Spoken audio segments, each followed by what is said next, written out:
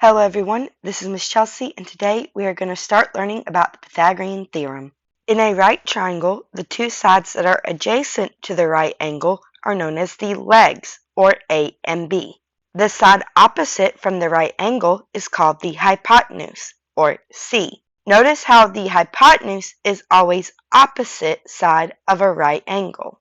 The Pythagorean theorem tells us how the side lengths of right triangles are related.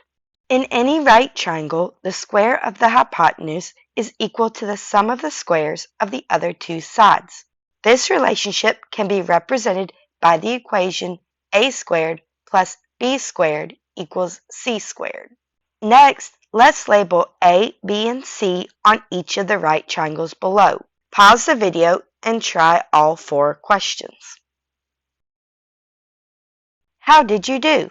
Keep in mind you can swap A and B as long as you keep C in the correct position. Now let's use the steps below to find the missing side lengths of the right triangle in example 1. First, you must label A, B, and C. Next, substitute the known values into the Pythagorean theorem.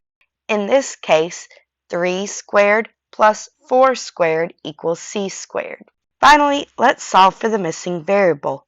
In this case, 3 squared is 9 and 4 squared is 16. And then 9 plus 16 gives us 25, so we have c squared is equal to 25. Since we want c, not c squared, we need to take the square root of both sides to get c is equal to 5. This means that our hypotenuse is 5 inches. Now pause the video and try the questions below.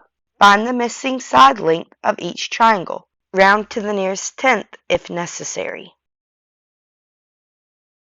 For number 2, you should have added 7 squared and 24 squared to get 625, the square root of which is 25 centimeters.